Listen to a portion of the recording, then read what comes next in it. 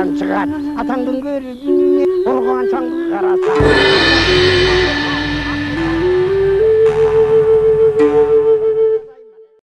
Саламатсыздарбы, урматтуу телекөрүүчүлөр? Кайрадан сиздердин назарыңыздарга башканы коюп манастай теле долбоорубуздун кезектеги чыгарылышын тартуулайбыз. Биз бүгүн дагы өткөндөгү эки берүүбүздөгү теманы улап, Кызыл Суу кыргыздарында жашаган белгилүү санжырачы Төлөк Төрехан аксакалдын «Кыргыз эл санжырасы» деген китеби боюнча, анан ушул китептеги окуялардын тарыхый булактар менен төп келгендиги тууралуу сөз болуп атат. Бүгүн биздин коногубуз Кыргыз элине белгилүү болгон саясатчы, коомдук ишмер, мурдагы мамлекеттик катчы Дастан Исламович Сарыгулов агай. Агай куш келипсиз бүгүн дагы биздин студиябызга. Мына өткөндөгү телеберүүлөрдө ушул Төлөк аксакалдын санжырасы менен Киселевдун, Бернштамдын, Окладниковдун дагы башка авторлордун эмгектерин салыштырып, ошол санжыратта туура жазылгандыгы тууралуу айтып бердиңиз эле. Бүгүн эми дагы ушул санжыра боюнча улап сөзүбүздү андан ары дагы бышыктасак агай. Мына 63-чү бетте Ороздоо хан баяны деп турат. Өтө маанилүү биз үчүн. Себеби бу жерде доору жылына чейин айтылып турат. Ошон үчүн ушул жерден улап кетелик сөзүбүздү. Көңүлгө ала турган бир нерсе бар бу жерде. Мына кыйык атуу деп Ороздоо дүйнөдөн өткөндөн кийин балдары ашын бир жыл бербей кечиктирип берилет. Анан ошол кыз сайкалды талашып, сулуу экен, так талашуу болот. Анын баары бу жерде толук келтирилген экен. Манаста айтылган бүт варианттардай бүт дал келип атат. Көңүл бура турган нерсе мына кыйык атуу дейт. Кыйык атууну экинчи күнгө бекиткен экен. Кыйыкка байлаган жамбыны 168 кес жыгачтын учуна бекитип. Бу кес деген канча сантиметр деп ойлойсуз? Кес дегенди мен энциклопедиядан карап көрдүм, 1 метр 4 сантиметр деп атат. 1 метр. 168 кес дейт. Эми жарымын азайтсак дагы 80 метр болот. 85 метр болуп атат, 80 метрден ашык болуп атат. Эми 80 метрде оңой эмес да. Ооба. 80 метр 3 метрден эсептесеңиз 22-25 кабаттуу үй да. Ооба. Ошондой бийиктики. Эми кыйык атуу дегенди сиз кандай деп түшүнөсүз? Эмне үчүн жамбыны мындай атуу, анан кыйык атуу? Экөөнүн айырмасы кандай? Айырмасы мындай экен агай. Эгер жамбыны ар бир эле баягы мерген деген кыргыз баласы жамбыны атканда, бүгүн деле кээ бир айылдарда баягы жамбы атуу баягы традициясы кайрадан бир жанданып келип атат. Ал эми кыйык атууда мында жалаң гана хандар катышкан. Жана Ороздунун 10 баласы катышкан. Анан кыргыздын тышкы хандары катышкан. Андан тышкары баягы тыштан чакырылган, чет өлкөдөн келген хандар дагы кыйык атууга катышкан. Бул бийиктиги менен айырмаланат экен да. Өтө бийик экен. Мунун бийиктигинен дагы бул жерде жанагы Акылман Бакай жаш жигит болсо да акылман экен. Анан ошо Төлөк аксакал жазып атпайбы? Акмырзанын Бакайы баягы сунуш киргизип, Кылымбек мырза баш көрдү деп намыс кылбаса, ушул эң башкы байгесине кыз сайкалды саялы деп атат да. Бу жерде жана кыйык атуу дегендин дагы бир өзгөчөлүгү бул жерде адамды сайып аткандыгы болсо керек деп ойлойм да. Бийиктиги менен айырмаланат, туура айттыңыз. Биринчиден. Байгенин өтө бир кездешкис, бир дегиле өзгөчөлүгү. Байгесине 100 төө, 100 ат, 100 топоз, 100 уй, 1000 кой, анан 100 жамбы, тай туяк жамбы коюп атат. Бул байгеси да өтө орчундуу болуп атат. Орчундуу болуп атат. Бирок атып түшүрүү өтө кыйын. Эмне үчүн? Ушуну мен сизге айтып берейин. Эмне үчүн? Демейде жамбы жапсыраак деп мейли. Бирок жамбы кайышка байланып туруп илинет да. Ооба. Кайыш мүмкүн 30-20 сантиметр илинип турат. Аны эни мүмкүн 3-4 кайыш. Аны кай жерине болсо дагы атып түзүсөң болот да. Жеңилирээк. Кыйык атуу дегенде кыз сайкал аттын жан башына жатып атты деп атпайсызбы. Ошон үчүн ал жерде мындай кайыш узун болбойт. Ал жерде жыгач мындай болсо, кайыш мындай болуп келе атат да. Кайыш мындай эле жыгачка, анан берде 2-3 эле жамбы салаңдап турат. Аны атыш үчүн капталынан атышың керек. Кайыш bir 3 мм, 4 мм эле кайышта. Аны капталынан атып түшүрүү өтө мүмкүн эмес. Анысына ат үстүнөн атуу дагы. Ат үстүнөн капталына. Эндүү кайышты тийгизүү жеңилирээк. Кырынан жаткан кайышты атып түшүрүү, кырынан. Кырынан кантип ошон үчүн кыз сайкал чаап келип туруп, аттын жан башына жата калып туруп, астынан атпады. Кылымбектин кыл күрөң деген атынын капталына жатып алып. Капталына жатып анан кийин атпады. Көрбөсүңөр, сыры кандай мунун. Ошон үчүн кыйык атуу деген экен. Анан дагы агай берде негизги эмеси мындай баягы каган өлгөндөн кийин, орозду өлгөндөн кийин балдары баягы ашын 2 жылда араң өткөзүп атышат да. Анан муну аксакалдар чогулуп эми намыс үчүн дагы деп анан кеңеш куруп, анан кеңештен кийин жана кыйык атууну киргизип, анан баягы бизде айтылып жүрөт эмеспи, чоң чатактын башы көкөтөйдүн ашы деп.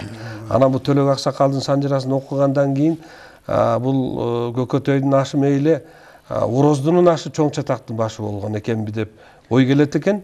Себеби кыргыз ошол ороздунун ашынан кийин баягы бөлүнүп калгандыгы айтылып атат да, бөлүнүп жарылгандыгы айтылып атат бул жерде. Бул туура тарых менен толук төп келип атат. Анан сиз жана байгелерди айтпадыңызбы, э? 100 жамбы, алтын жамбы да. 1000 кой дедиңиз. 100 жылкы, 100 төө, 100 уй, 100 топоз. Элестетип көрүңүз, ошол доордо Рим империянын тарыхын терең казкандары бар. Мен да абдан терең казып тааныштым. Ушунун баалуулугун өзүңүз ойлонуп көрбөйсүзбү? 100 жылкы, 100 төө, 100 уй, 100 топоз, 100 жамбы, 1000 кой. Кайсы эл байгеге кысакай айтпай эле коелу. Кайсы эл ушундай жоокерчилик чеберчилигин ушундай байге менен көтөргөн. Мындай болгон жок. Мен тарыхта муну тапкан жокмун. Иран дейбизби, Индия эл дейбизби, Рим империя дейбизби, берки Шумер, Египет падышаларынын доорунда мындай байгени эч ким сайган эмес. Эч ким сайган эмес. Эмне үчүн кыргыз ушуну менен сыймыктанбайт? Эмне үчүн бабалардын өзүнүн улуулугун даңазалабайт? Эмне үчүн ушуга баа бербейт дейм да. Кыргыз кандай эл болгон? Бул улуулуктун белгиси да. Ошол кыйык атуу дегенди кайыштын кырынан атып түшүрүү. Эмне деген? Кандай бийиктикте? Мейли биз жарым метр деп эсептедик, э? Ошондо 80 метр болуп атат да. Эгерде 1 метр десек 160 метр. 160 метрди кандай кылып бекитет аны? Бирок агай мен жанагы Худяковдун жана китебин көрсөтпөдүңүзбү? Юлий Семенович менен мен Юлий Сергеевич менен сүйлөшкөм да. Анан бул киши өзү негизинен кыргыздын куралын изилдейт да. Анан негизинен жааларды, ошол жебелердин кандай учкандыгы, канча эмеге жеткендиги боюнча адис да бул киши. Анан мен бул кишиге суроо бердим. Юлий Сергеевич, айтсаңыз, ошол кыргыз жааларын жасап, анан аттырып көрдүңүздөрбү? Дедим да. Жана ышкырып учкан жааны дагы бүт барын. Анан бул киши айтты. Эми биз изилдегенден кийин албетте аны жасап, ошол салмакта, ошондой эмеде жасатып туруп аттырып көрдүк деди. Анан бир спортсмен да айтты, жаа боюнча СССРдин чемпиону болгон экен, грузин. Ошого аттырдык дейт. 400 метрден бутага тийди дейт. 400 метрден. Анан бул эми 400 метрде мындай айткан оңой эле. Мындай карасаңыз 300 метрден мынтык менен тийгизиш кыйын да. 100 метрден. Ошону айтам. Анан 400 метрден жаа менен тийгизүү бул канчалык адамдын ошол жана жаанын учкан траекториясын, анан шамалдын эмесин баарын эсепке алганда. Анан жанагы 168 кес деген жана 400 метрден тийгизген жокерлер үчүн оңой эле болсо керек деп ойлойм да. Бирок ат үстүндө чаап келатып атканда бул дагы баягы кыйынчылыктарды, татаал нерсени Грузин көрсөткөн. ат үстүндөн аткан жок да. Жок, ал жөн эле туруп эле атты да. Ат үстүндөн Анан ушул нерселер бар. Анан сиз туура айтасыз, агай. Бул кыргыз элинин жанагындай байгелерди сайгандыгы ошол бул бир эле түрүнө кыйык эле сайып атканы. Ат чабышка өзүнчө жорго салышка.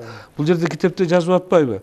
Аштын 7-8 күнү 2 күнгө тиги созулду кыйык атуу депчи. Ага чейин башка түрлөрү болду. Аларга дагы башка байгелер сайылды да.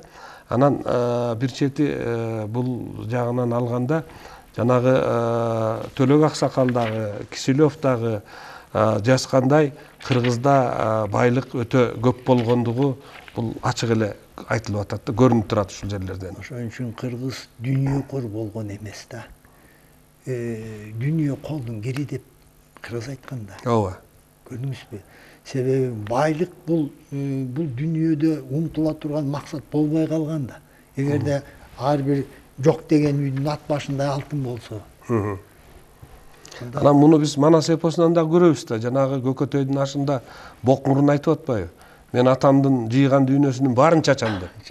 Анан ушундай нерседе чынында эле Бокмурундун дагы дүйнөкөр болбогондугу. Болбосо атам жыйнаган экен, мен мунун үзүрүн көрөйүн деп басып алса болмок да. Көрбөйсүзбү? Мына сиз айттыңыз Бокмурун жөнүндө. Көлдө 19-кылымдын башында атын унутуп атам, бир карыя өтүп, анан өлөр алдында айткан экен, бүт дүйнөсүн бөлүп берип балдарына. Анан айткан экен, мен ашыма деген экен. Мен ашыма байге коесуңар деген экен. Ошондо Аламан байгеге 5000 жылкы. 5000 жылкы. 5000 жылкы Аламан байгеге. Калган оюндарга өзүнчө, улак тартышка тиятпайка. Анан кийин балдары бир аз күбүрөнүп, чууранып, ушу дүйнөңүздү ушинтип чача бересизби дегендей кылат экен да. Анан айтыптыр. Балдар, бу дүйнөнү мен элим менен жүрүп тапкам. Бул элимдики. Мен элиме кайта таратып беришим керек экен. Чоң философия жатат бу жерде. Бокмурун деле ошентип айткан. Атаныкы балага дүйнө болбойт дейт кыргыз. Ооба. Туурабы? Ошон үчүн кыргыздын бир улуу касиети. Мен муну эл менен жүрүп тапканмын мен. Аны мага жараткан жөн эле берген жок. Ошо элдин ичинде жүрүп мен ушуга ээ болдум. Демек, мен көзүм өткөндөн кийин буйруганы балдарга, баары бир атага дүйнө, балага атаныкы дүйнө болду. Жок, ал энчисин бөлүп берди, андан тышкаркысын айтып атат. Тышкары айтып атат да. Муну дейт, элиме таратып бергиле дейт. Бул биринчиден элди ыйык туткан, элди улуу туткан. Эл менен таптым, элге берилсин, элге кетсин деген да. Туурабы? Ошо Манастагы окуя менен 19-20-кылымдын башындагы окуялар дал келип атпайбы? Туура. Бул чоң маселе. Бул кыргызга таандык улуу сапат. Эмне үчүн балдарды биз тарбиялабайбыз? Ушул үлгүлөрдү элге журт кайтып бербейбиз. Өзгөчө Союз тарагандан кийин базар экономика, пара экономика болду. Паракорлук деңгээлин угуп атабыз. Коррупция аябай өнүктү. Коррупция. Мамлекеттүүлүктү жокко чыгара турган деңгээлге жетип калды. Туурабы? Туура. Ушул учурда биз эмне үчүн бабалардын мурасына кайрылбайбыз? Биз эмне үчүн ушуну үлгү катары айтпайбыз? Туурабы я? Туура. Бул жомок эмес да. Бул Санжырада жазылып калган маалымат, талашсыз. Манаста айтылган дал келип атат, туурабы? 20-кылымдагы башындагы окуяларды мен айтып берип атам. Мына Байтик Баатыр. Бул мындай болгондо, бир кыйын жут чыккан жыл болгондо малын элге таратып берген экен. Эмне кылам мен муну? Тиги дүйнөгө алып кетпейм да. Туура. Деп туруп, сагыла төлүн алып башын мага бергиле деген экен. Көрбөйсүзбү? Кыргыздын философия. Европа элдеринде кулчулук доор билесиз. Феодал доор билесиз. Россияда 1862-жылы крепостной укук жоюлган. Ага чейин адамды тайганга, асыл тукум жылкыга алмаштырган да. Окуп атабыз да. Бул 150 жыл мурда болгон окуя. Тайганга алмаштырган. Адамды адам деп эсептеген эмес да. Аны саткан, аны алмашкан, буюм катары баалаган. ушул элдер бизге азыр коом башкаруу, коом түзүлүү, мамлекет түзүүнү үйрөтөбүз деп атат. Кимге үйрөтөт булар? Артыбызда кандай бабаларыбыздын улуулугу турат? Эгерде биз өзүбүздүн тарыхыбызды жоготуп алсак, биздин балдарыбыз, биздин кийинки муундарыбыз ата тарыхын, ата бабалардын тарыхын билбей калса, анан үйрөтө берсе, үйрөнө берет да. 25 жыл ошого далил. Туурабы? Ооба. Бул тарых эмнеге керек деген суроого биз мындай кыска эле айтсак да 40 жаштагы жигит жол кырсыгына учурады деп коелучу. Ошондон кийин башы менен катуу урунуп, эс тутумун жоготту. Аман соо. Бирок өзүнүн атын билбейт, атасынын атын билбейт, туулган жерин билбейт. Туурабы? Амнезия болду. Муну сиз амнезия деп айтып атасыз. Тарыхын жоготкон адам, тарыхын жоготкон эл дал ошол адам кейпиндей болот. Себеби ал тарыхын, энесин билбесе, туулган жерин билбесе, тууган туушканын билбесе, ал кандай жашайт? Эптеп бир макулук болуп жашайт. Туурабы? Муну Чыңгыз Айтматов агабыз жанагы Маңкурттун эмесинде сонун кылып берип койгон. Сонун берди. Эми андан да жөнөкөй кылалык. Мына жол кырсыгынан кийин эч кимди тааныбайт, өзүнүн атын билбейт, атасынын атын билбейт. Бул аман калды. Бирок бул кантип жашайт? Эптеп өмүрүн өткөзөт, туурабы? Мал болуп калды да, Мал болуп калды. Ошон үчүн кыргыз тарыхын билбей калса, куду ушундай болот. Тарых деген өзүнүн байыркы ата тегин майып болбош үчүн, улут майып болбош үчүн тарыхынан толук болбосо дагы кабардар болуш керек да. Бабаларыбыз мындай болгон экен, мыногундай доор өткөн экен, мыногундай мурас калтырган экен, мыногундай бизге үлгү калтырган экен, керес калтырган экен, насаат калтырган экен деп эмне үчүн балдарды окутпайбыз биз? Өзгөчө бүгүн капитализм канатын жайды, глобализация болду, дүйнө элдеринин таасири күчтүү. Элибиз азыр жерди жеке менчикке алды. Кыргыз эмне үчүн жерди жеке менчикке берген эмес? Жер бөлүнсө эл бөлүнөт деген. Туурабы? Ошон үчүн жерди бөлбөй, сууду бөлбөй, ортодо кармап келген. Туурабы? Анын үстүнөн жылкы болсо түн ичинде агытасыз да, туурабы, кулундары менен. Баары аралашат да. Кой деле жайытты аралашат да. Же зым менен тарта албайсыз да жайыттан баарын. Туурабы? Сенин жайытың, менин жайытым деп. Ошон үчүн кыргыз жер ортодо болсо элдин биримдиги деп түшүнгөн да. Мыногу үлгү, мыногу маалымат бизге сабак. Бүгүн дагы бизди айтып турат. Урпактар, мыногуну окугула, мыногуну баалагыла, мыногунун баркына жеткиле. Ушул үлгү менен тарбия, таалим иштерин жүргүзгүлө деп атпайбы, туурабы? Сиз аракет кылып атасыз, Кытайдан алып келдиңиз бул китепти. Эмне үчүн бизди эл башкарган депутаттар, министрлер, президенттер эмне үчүн тарыхка мындай баа бербейт? Эмне үчүн? Мына Кытай тарыхы жазылган, туурабы? Ошондо дагы Кытайдын тарыхын булар кандай окутат? Финляндияны мен айттым жанагындай. Эмне үчүн биз ушундай улуу мураска ээ болуп отуруп, биздики да ата бабаларыбыз бизге калтырды. Мына илим болсо илим талстап атат. Санжыра болсо санжыра далилдеп берип атат. Бизге дагы эмне керек? Биз кимди күтөбүз? Эмне үчүн биз ушуну бүгүн 1-класс мектептен жогорку окуу жайларга чейин өзөк кылып туруп бул маалыматты бербейбиз? Себеби бул маалыматка таянбасак, биз адашкан боюн кете беребиз. Көрүнгөн элдин этегине илеше беребиз. Бул өтө маанилүү да. Лабиринттен чыга албай калган кейипте болуп калдык да. Тияка урунабыз, бир туруп президенттик башкаруу, бир туруп парламенттик башкаруу дейбиз. Анан кыргыз эли ата бабаларыбыз улуу кандыктарды курган, биздин доордон мурда. Мына кичинекей эле Кыргызстанды эмес, булар теги дүйнөнүн жарымын башкарып турган.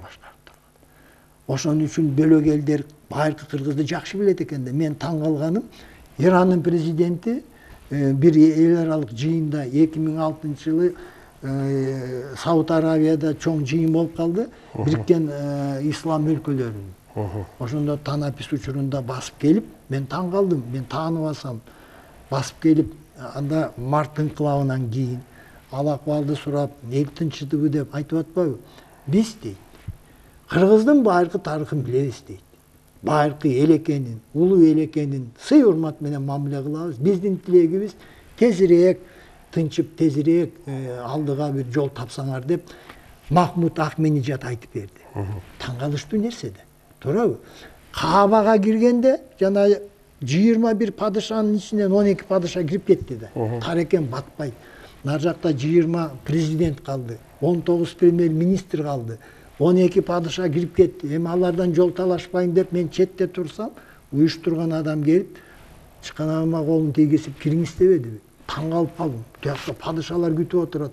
Мен мамлекеттик катчы, кызмат деле эмес да, алардын жанында кызмат деле эмес. Көрсө булар 5 кылым Осман империянын курамында болгон экен да. Булар илгери кыргыз ким экенин билген экен да. Ак калпак, тик чака күрмө, Кемергурдан мени кыргыз деп таанып, кыргызга сый урматын көрсөтүп атат. Мага эмес, биздин бабаларыбызга. Бул туура.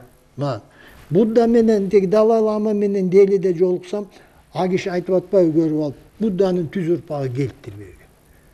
Манжалашып сүрөткө түшүп атат. Далай Лама. Булар тарыхты билет да. Булар маалыматты так. Себеби бала кезинен буларды окутат да, билесиз Далай Лама. Ооба. Эмне үчүн биз ушуга баа бербейбиз? Көрбөйсүзбү? Мына Ногойбай деген бапка келелик 57-чи бет экен. Берде көңүл бура турган маалымат, биз үчүн көңүл бура турган маалымат, ал мындай болуп атат. Мына Қан Кубат деп Кубат ханга калмамай айтып турган жери деп атпайбы? Мына 61-чи бет экен. Ошондо минтип туруп атат, минтип айтып атат.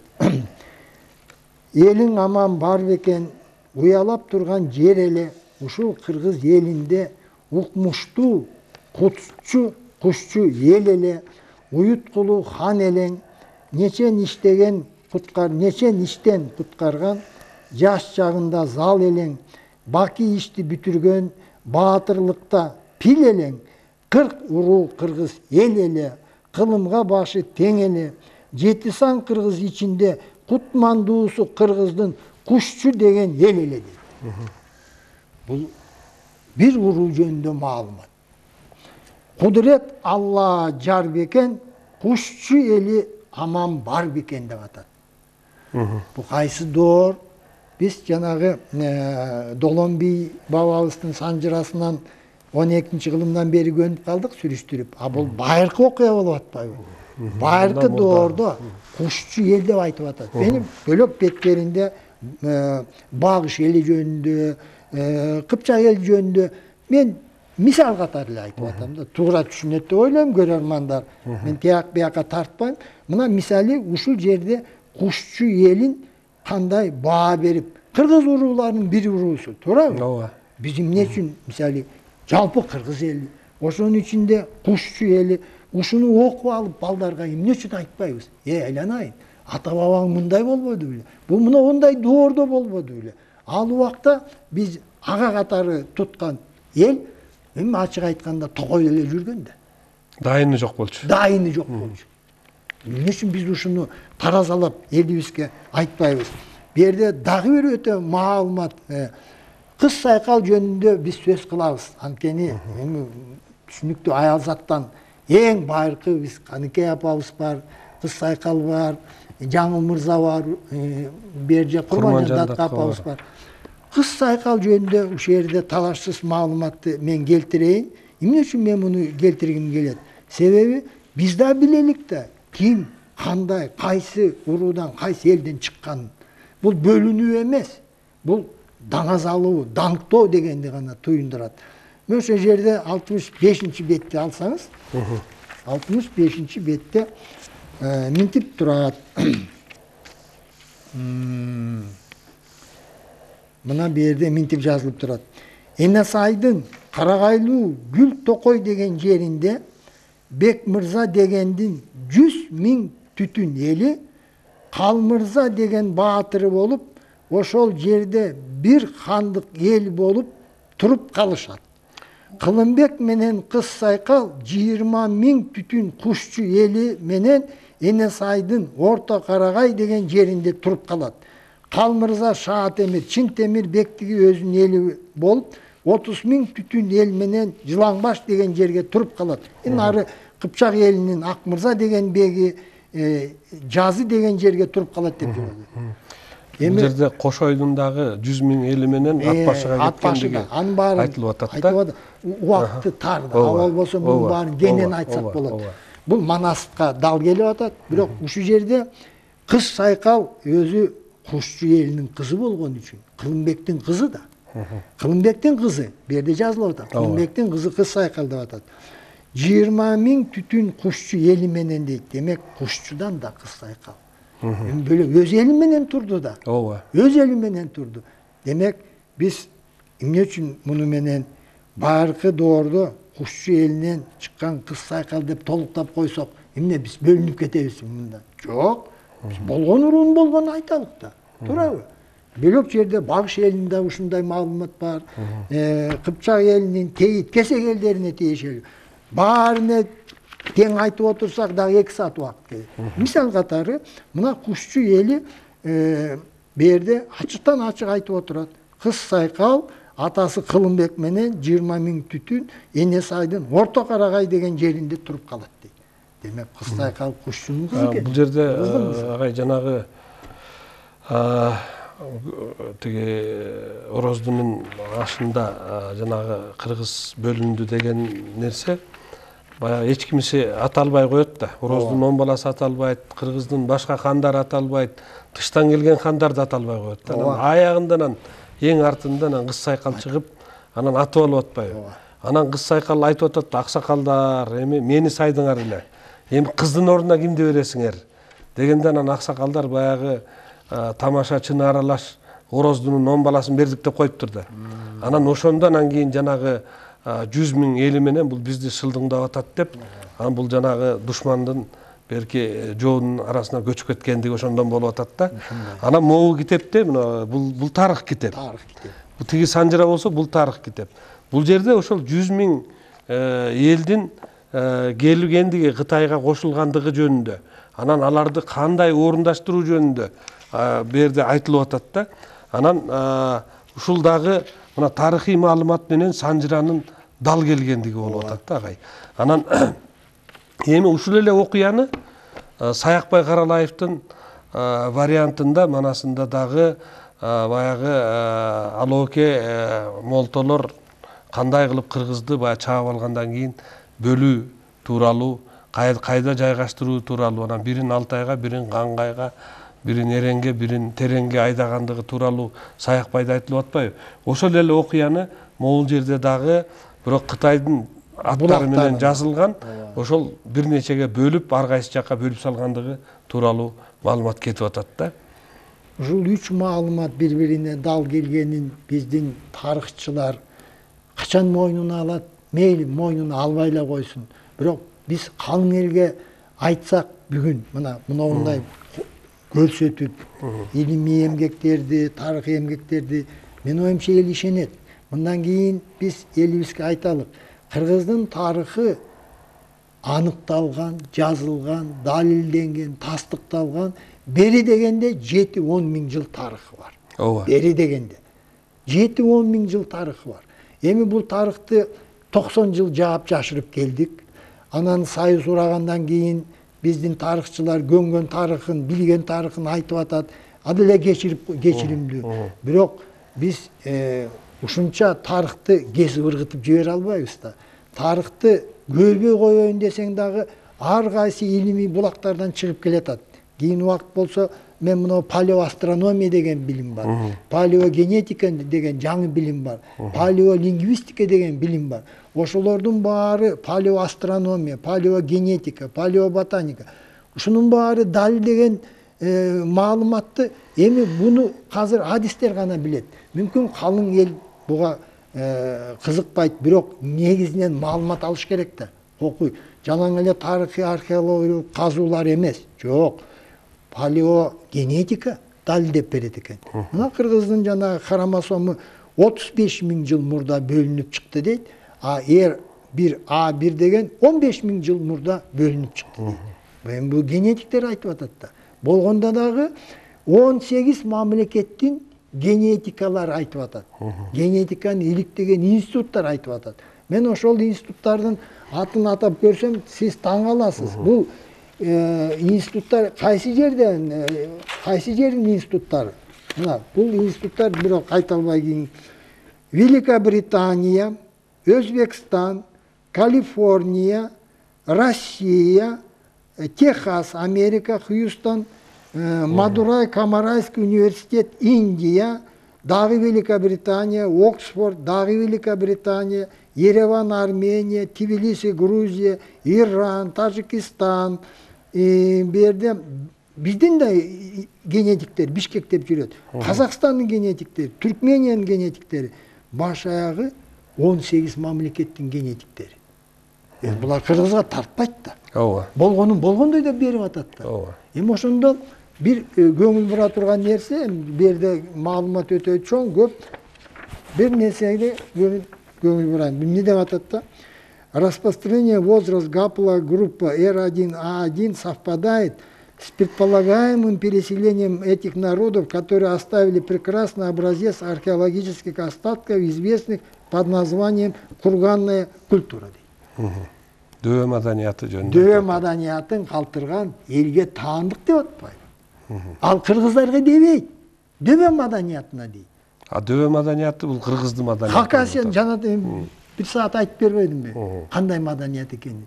Демек, муногу генетика институтун бир мамлекет эмес, 18 мамлекеттин генетиктери бир пикирге келсе, биз эмне үчүн муну айтпайбыз? Эмне үчүн муну арданабызбы? Же эмне үчүн жашырабыз? Бул менимче биринчиден бул биздин жөн гана энөлүгүбүздөн болуш керек. Жалкоолугубуз, биздин окумуштууларыбыздын, тарыхчыларыбыздын көбү бул генетика илими менен тааныш эмеспи деген ой келет. Анан мен жанагы Гарвард университетинин профессору Анатолий Клёзов менен Москвада жолукканда, ал киши айтты да, биз дейт арийлерди бул немистер, анан ирандыктар деп жүрчүбүз дейт. Анан когда расчленили ДНК, оказалось R1A1 гаплогруппа. Это арийцы, кыргызы, украинцы, русские дейт да. Анан кийин кандайча десем, анан ошол киши айтып берип метип атат. Анан бул бүгүнкү күндө дейт, мурда если история, бул тарых, бул божомолдордун эмеси болсо дейт. Бул генетика илими, бул так илим. Бул так илим деди да. Бул кимдин кайсыл баягы группага, кайсыл эмеге, кайсыл улуттун кайда кирерин так эле тактап бере алабыз деген нерсени айтты да. Анан ушул жагынан алганда, чыны менен биз ушул мына генетиктердин баягы жазгандарын дагы элге кеңири жеткизишибиз керек экен, салыштырып, баягы өзүбүздүн баягы санжыралар менен, эпосубуз менен, тарыхый булактар менен бирге салыштырып туруп, анан таянак чыгарышыбыз керек окшойт дейм да, агай. Муну туура айтып атасыз. Бул иштин бир тобун биз жасап койдук. Мен 30 жылдан бери тарыхты казып келатам. Мындан да көп далилдер бар. Эми элге жеткизүү мүмкүнчүлүк жок. Кээде баракча, кээде кесиптеги маек, макала болуп атат. Бирок кенен кесир керек болсо муну төкпөй чачпай айтсаң, бир жума элге айтып беришиң керек да. Мына ушул жерде 68 бетте мынтип жазып атат. Карахан, Шаатемир, Чынтемир инилери болуп 30.000 түтүн кушчу эли Намангенде жатат дейт. Демек, жалаң эле эне сайда эмес. Наманганда да жатып атпайбы. Эми анда эл тараганын бир себеби, бу жерде жакшы жазыптыр. 2 ылаң болгон экен, бух анан зыр деген. Ошол бух деген ылаанын дарысы табылбайт. Экөөнүн тең дарысы табылбайт. Бух деген оору шишип, денесине жара чыгып, анан 2 жумага жетпей кайтыш болот экен да. Анан даба жок, кокуй, тукум курут болбойлук, тарайлык деп туруп атайын тарагат экен. Качкан да баягы жерден. Жерден качкан экен. Ошондо бир жолу 17 жыл, бир жолу 15 жыл. 15 жыл өтүп, ошол ылаң басылгандан кийин кайта келет. Ошо тараганда бирөө эне сайда калса, бирөө мына Арстан эмеде жатат, Намангенде жатат деп атат. Бул маалыматты дагы эмне деп атат? Манас майданга чыгыштан 3000 жыл мурун бир хандык кыргыз бөлүнүп кеткен экен. Бул жанагы Тибеттеги кыргыздар болуш керек. Балким. Себеби алар Манас дегенди билбейт, кыргыз дегенди билбейт. Алар өзүн күн эли дейт. Күн элибиз дейт. Күн элибиз дейт. Алардын чатырларында түндүк жок. Бул 15.000 жыл мурда, себеби түндүк кийин пайда болду. Индеецтер деле чатырында түндүк жок да. Алар 18.000 жыл мурда кеткен. Булар да илгери бөлүнгөн экен. Бирок бир кызык нерсе Санжырада жазылып атат. Бир хандык кыргыз бөлүнүп кеткен экен дейт. Кыясы ошондой. Биздин топостор Тибеттеги топостор менен жакын экен да. Афгандагы топостор эмес, Тибеттеги топос. Демек, байыркы доордо Тибет эли менен биз жакын болгон окшойбуз. Ошону далилдеп атат. Мына муну жөнүндө өтө маалымат. Анан дагы ушул Санжырага тиешелүү бир бизге көңүл бура турган маалымат айтып коеюн. Бул Киселев менен Киселевден баштайын, ал үчүн эң аягында эле мен мындай да. Киселев мынтип жазып атпайбы? Надписи не оставляют сомнений в том, что они должны были читать, прочитаны многими ли. О том же можно заключать и по распространению рунических надписей на различных бытовых предметах. Тиричилик урунга. Некоторые из них вырезанные на золотых, на серебряных сосудах мы рассмотрели выше. Однако надписи, обычно указывающие имя владельца, встречаются и на менее роскошных вещах, поясных украшениях кемергурда, на зеркалах, пряслицах, ийиктерде. Демек, айтып атат, халың ел бүт сабаттуу болгон деп атат. Көрбөйсүзбү? Мен буюмдары аргандай, идиш аякта жазганда элим баары окуган да. Бул Киселев айтып атат. Мы видели постоянные упоминания в Орхонеси жазууларда о народе, составленные в таких выражениях восхваления, которые не оставляют сомнения в том, что они писались в расчете на их прочтение простым кыргызым дейт. Катардагы кыргыз окуганды билген деп атат. Ушундай деп атат да. Большинство из них находится на скалах, часто представляют как бы беглые, торопливо начерченные острием отметки дейт. Мындайча айтканда, кагаз болбосо дагы териге жазылган, буюмга, садыкка жазылган, кемергурга жазылган, кылычтын кынына жазылган. Бул эл сабаттуу болгон деп атат да. Бул таштык маданиятынын, бул биздин доордун 5-4 кылымында. Эми мына китепти окуйлук. Бул китеп «Человечество на рубеже веков» дейт. Гуткин деген окумушту Москвадан жазып чыккан экен, 2003-жылы чыккан. Бу жерде дүйнө элдерин баарын салыштырыптыр.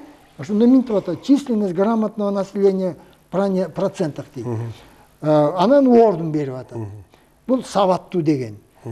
Биринчи Австралия тиги, мына 14-чү Кыргызстан.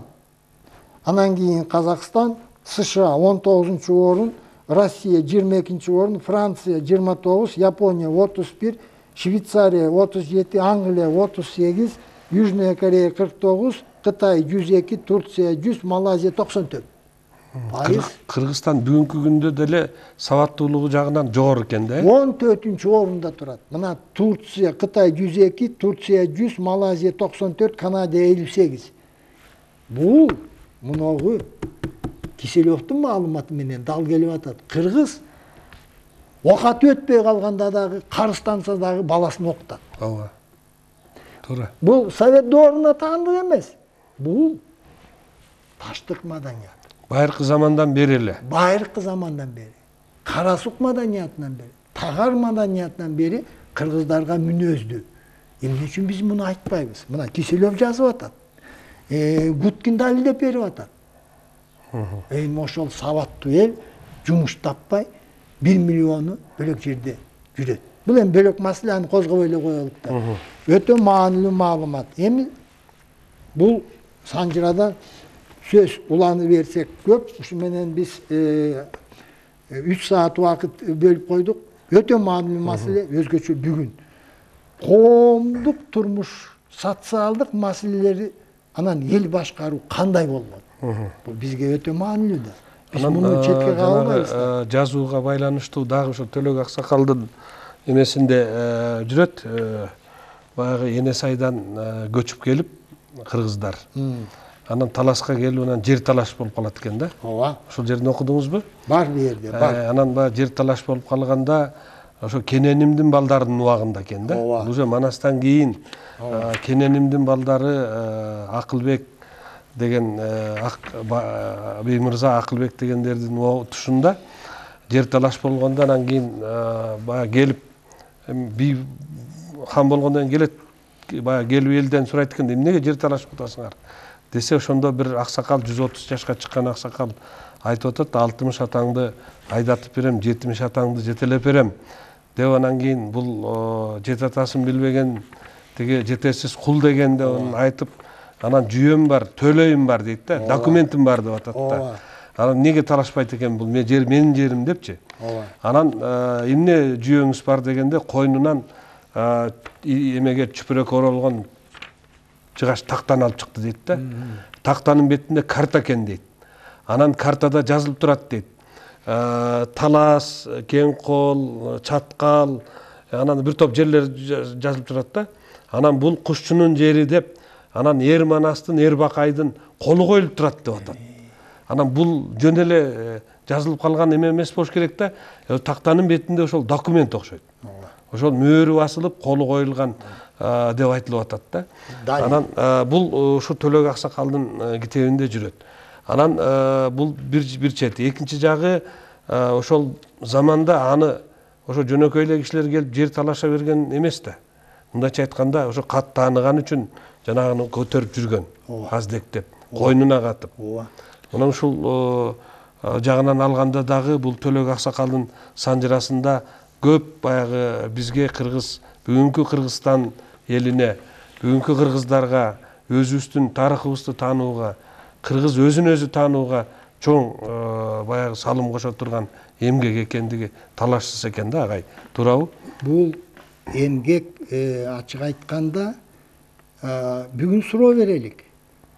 Кайсы эл өзүнүн 3000 жыл, 4000 жыл тарыхын үшүнтүп, адамдардын аты жөнү менен доорун көрсөтүп, окуяларды көрсөтүп, ушундай кылып, белек кылып калтырды.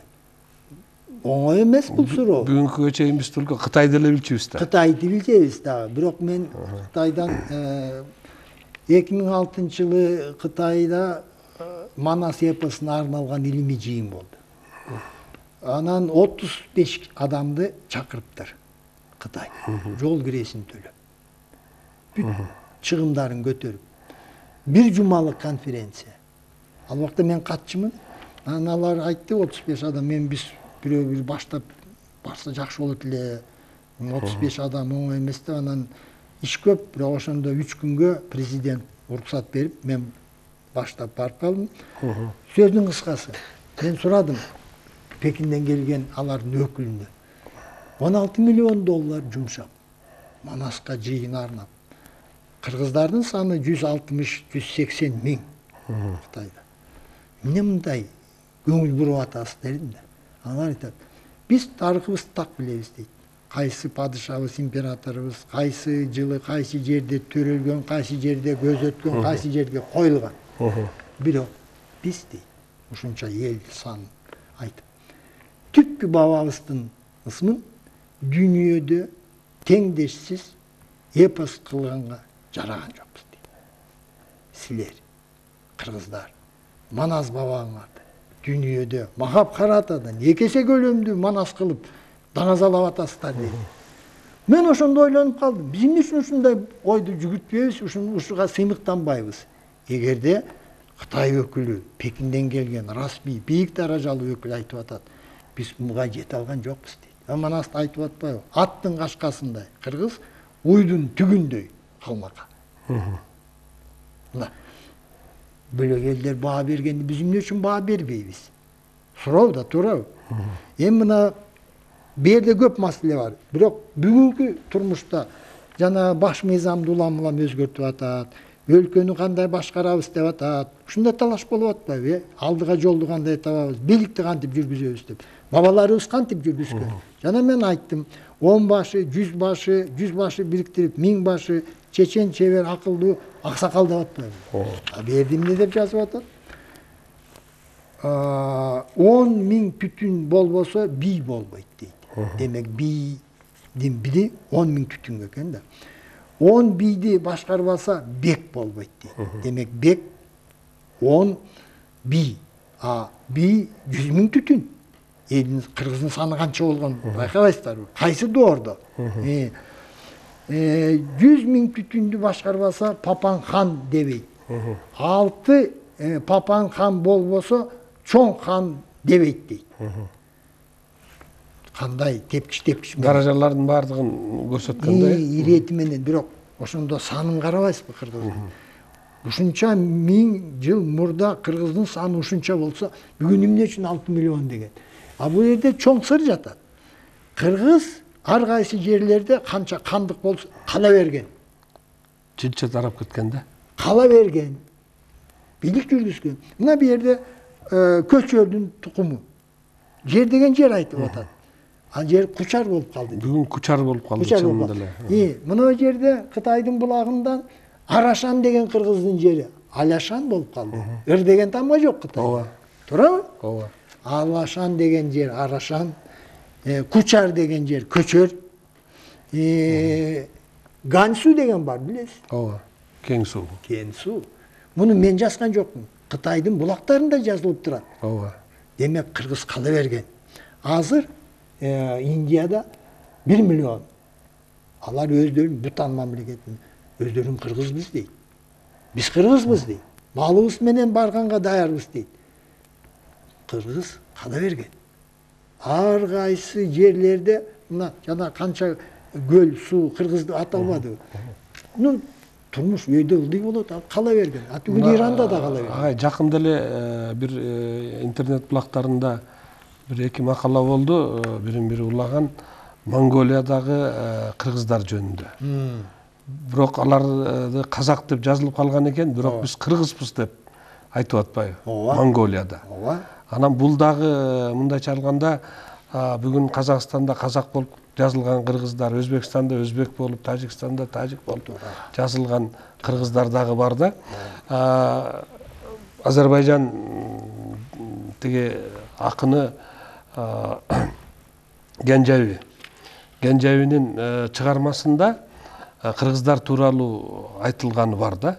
Бул эми байыркы заманда ошол кыргыздардын меймандостугу, кыргыздын баягы кол ачыктыгы тууралуу ошо өзүнүн Генжевинин чыгармасында бар. Ошондой эле ирандык акындардын, Фирдаусинин, берки дагы бир топ жазуучулардын эмгектеринде бар экен да. Муну менде бүгүнкү күндө ошол байыркы фарсы тилинде жазылган 13 китеп бар. Китептин көчүрмөсү бар да фарсы тилинде. Анан ошол китептерде кыргыздар тууралуу маалыматтар бар деп туруп, ошол тиги китептин сканировать этилген көчүрмөлөрүн мага беришкен да. Иранда болгондо алардын байыркы китепканасын, байыркы китептер сакталган хранилищесин алып барып көрсөтүштү. Анан ошол жерде дагы кыргыздар тууралуу маалыматтар бар деп айтышты да. Анан бул жагынан алганда ошо байыркы замандардан эле кыргызды башкалар өзүбүзгө караганда жакшы тааныган экен. Бүгүнкү бизге караганда алар жакшы тааныйт экен. Бүгүн да жакшы тааныйт. Эми биз Чыңгыз Айтматов улуу жазуучу урматтайбыз, сыйлайбыз, бирок өз убагында саясат болду, кыргызды дүйнөгө таанытты деп атпайбы? Кыргызды дүйнөгө мурда эле бабаларыбыз тааныткан экен. Мына далил, жанагындай далил. Дагы мен айтып коеюн, жана башкаруу жөнүндө. Алаш хандын доорунда, жана биздин доордон мурда 60 бийлик дейт. 6 хандык. Санын эсондо байкасаңыз, кыргызды чогултуп койгон 60 аксакал хандын үстүнөн карап турган дейт. Советниктери. Көзөмөл. Көзөмөл. Кеңешчи эмес. Попечительский совет. Көзөмөл жүргүзгөндө карап турган дейт. Onu чечмелеп берет мындан ары. Хан бийлигинин өйдө ылдый болгондугун түзөткөн дейт. Таарынганды тартуу менен дейт. Урушканды мал союу менен эптештирип, элдештирген дейт. Чапан жаптырып, түгөтүп, алдыңа адам келсе, атаңдын кунунан кеч деген нарт нуска менен элди башкарган дейт. Бул кадимки тартип кыргызга каада нуска болуп калган дейт 2000 жыл мурда. Бизде бийликтеги адамдар эч кимге эч качан жооп бербейт да. 25 жыл жооп бербейт. Эки президентибиз качты. Кийинкилер деле элге жооп берген жок. Депутаттар деле элге барып отчет берген жок. Туурабы? А бу жерде сабак да бизге үлгү да. Айтып атпайбы? Алаш доорунда кандай баатыр болгон, Эч ким кыргызга кол сала алган эмес. Бирок ошондо дагы 60 аксакал хандын үстүнөн карап турган дейт. Элдин бийлиги да бул. Туура. Туурабы? Элдин бийлиги. Эми ушу бийликтин баары азыр тыянак чыгарып коек. Биякта дагы 2-3 сааттык маалымат калды. Аны мүмкүн кийин өзүңөр эме жадып алыңарга карагыла. Бу дагы бул маалыматка эл муктаж бирок. Бирок кийинкиге калтыралып, мен жыйынтыктайын Киселев менен. Киселев эмне деп айтып атат? Киселевдин китебинде биз таң кала турган нерсе, башынан эле баштасам, биз таң кала турган нерсе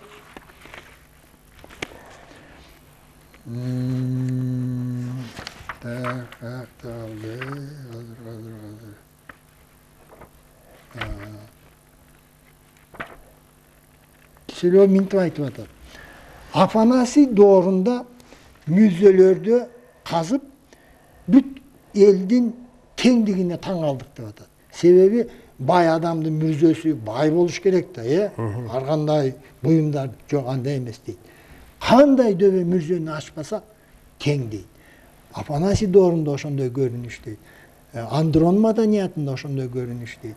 Кара сук маданиятында ошондой. Бул мүлк менен айырмаланганын белгиси жок дейт да. Тагар маданиятынын аягында биздин доордон 5 кылым мурун анан таштык маданиятында бираз теңдик бузула баштаган. Бираз байлардын мүзөлөрүндө буюмдар көп, кедейлердикинде кемирээк деген ага чейин 3,5 жыл теңдик өкүм сүргөнүн биз таң калдык деп Киселев айтып атат мына жерде. Демек кыргыз ошон үчүн илгери айткан, адилет болбой эл жарыбайт деген. Эл байлыгы жерде эмес, малда эмес, алтында эмес. Эл байлыгы адилет, таянычы калыстык, келечеги акыйкат деп койгон. Бул 3000 жыл элде теңдик өкүм сүргөн. Теңирим теңдикти жалгайт дейт. Билесиңер, ушундай сөз калган кыргызда. Теңир тең бөлгөндү сүйөт дейт. Теңир тең бөлгөндү сүйөт дейт. Теңир теңдикти жалгайт дейт. Туура? Теңирим тең деп коет дейт. 220 Гитлердин дивизиясы урат албаган, кулат албаган СССРди теңирим 3 алкашты арак ичтирип туруп, бир түндө таратып туруп теңдеди да. Теңдеди да, туурабы? А болбосо биз бабаларыбызга көкбөрүнү тыйып койгон билесиздер, Совет доорунда, туурабы? 10 миң деп койсоң жумуштан алган. Ушундай доор болбодубу? Теңдеди. Көкбөрүгө чейин дагы бир топ оюндардын баары жок болгон. Жок болду да. Эми аны атайын жасады да. Элдин улуттук аң сезимин өлтүрүш үчүн. Улут эгерде өзүнүн тарыхын жоготсо, улуттук эс тутумду жоготот. Улуттук эс тутум каяка айдасаң, ошол жака кете берет да. Көрүнгөндү ээрчи берет. Көрүнгөн сөзгө ишене берет. Өзүнүн рухий өзөгүн жоготуп коет да. Кыргыз айтканда, тил бузулса, дил бузулат деген. Салт бузулса, эл бузулат деген. Бүгүн көрүп турабызбы ошону? Күбө болуп турабыз да ошол сөзгө, туурабы? Ошон үчүн коом башкаруу, эл башкарууда эң ыйык теңдик болгон. А теңдик качан болот? Адилет, калыстык, акыйкат. Мына Союз тарады. Союздан калган мүлктүн баары таралып кетти, урда тонолбоду. Бу теңдик эмес да. мына азыр тиги укук органдарын реформа деп атат. Кайсы реформа? Эгерде соттор бирөөдүн телефон чалуусу менен өкүм чыгарса, бирөөдөн акча алып өкүм чыгарса, бул өлкө эч качан өнүкпөйт. Америкага эмне үчүн элдин баары барып атат? Аларда президентти сот чакырат. Керек болсо күбө катары. Израилде премьер-министр президентти соттоп жибердиби? Израилде. Мурда президент сот азыр түрмөдө отурат. Премьер-министрди сотко күбө катары чакырат. Мына Корея 5 президентти сот жообуна тартты. Туурабы? Туура. Ошон үчүн Корея аянты Кыргызстандан жарым аянт. 50-44 миллион. Байлыгын көрүп атасыз. Көрүп атасыз. Себеби кыргыз илгери айткан, адилет болбой эл жарбайт деген. Эл байлыгы адилет деген. Туура. Көрдүңүзбү? Биз адилетке жете албай жатабыз. Бизге кандай башкаруу керек? Элдик башкаруу керек. Элдин көзөмөлүнөн бир дагы бийлик жүргүзгөн адам чыкпаш керек. Баары элге жооп берип туруш керек. Элдин баасын алып туруш керек.